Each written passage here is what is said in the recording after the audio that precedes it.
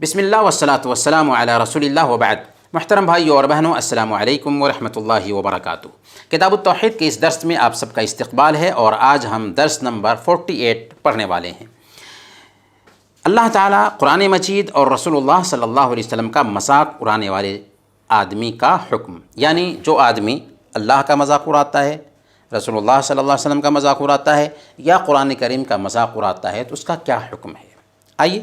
قرآن کریم کی آیت پڑھتے ہیں۔ سورۃ التوبہ آیت نمبر 65۔ وَلَئِن سَأَلْتَهُمْ، اور اگر آپ ان سے پوچھیں کہ تم کیا باتیں کر رہے تھے، لَيَقُولُنَّ، تو وہ کہیں گے إِنَّمَا كُنَّا نَخُوضُ وَنَلْعَبُ، ہم تو ہنسی مذاق اور دل لگی کر رہے تھے۔ قُلْ أَبِاللَّهِ وَآيَاتِهِ وَرَسُولِهِ كُنْتُمْ تَسْتَهْزِئُونَ،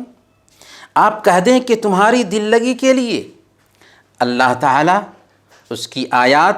اور اس کے رسول ہی رہ گئے ہیں۔ اس آیت کریمہ میں اس بات کی وضاحت کر دی اللہ رب العالمین نے کہ قرآن کریم سے،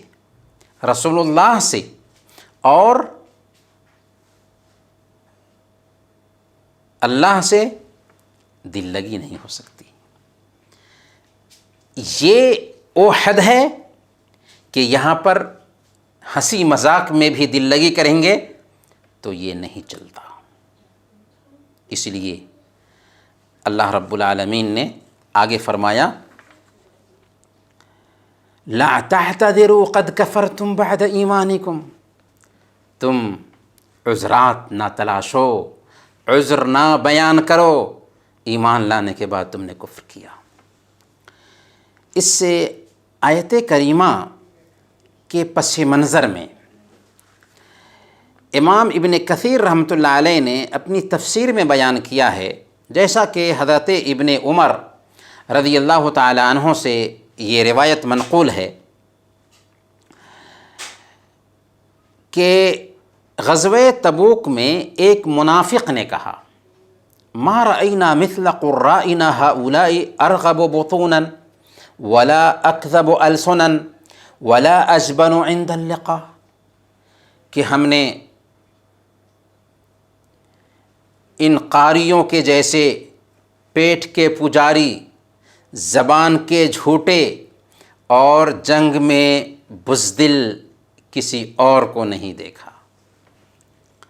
یعنی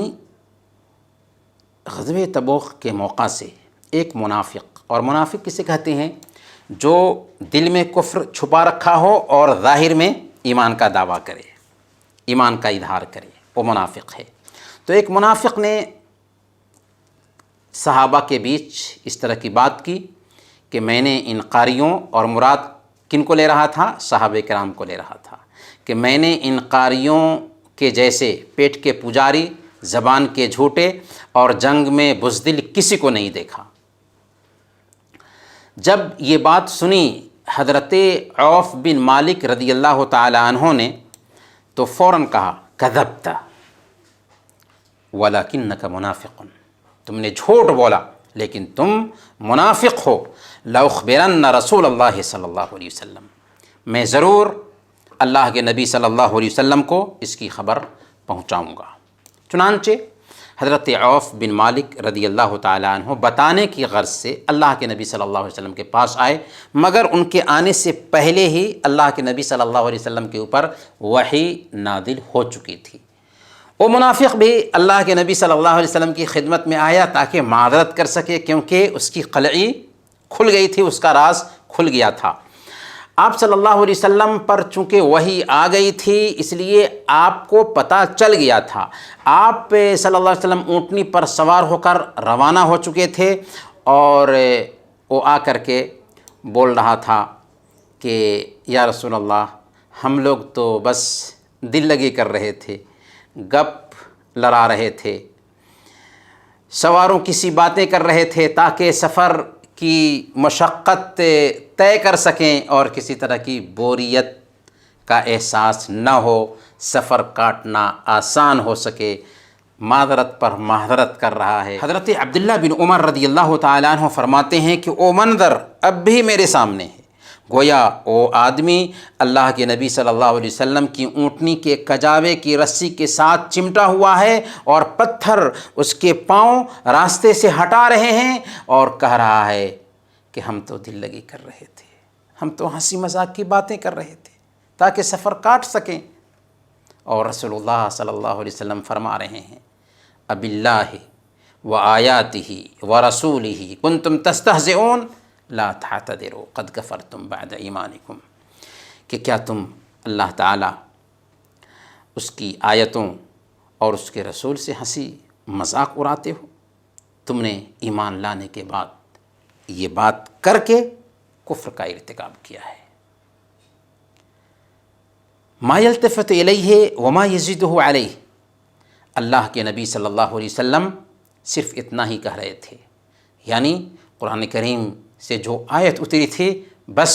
اتنا ہی کہہ رہے تھے، اور اس کی طرف توجہ بھی نہیں دے رہے تھے، اس منافق کی طرف،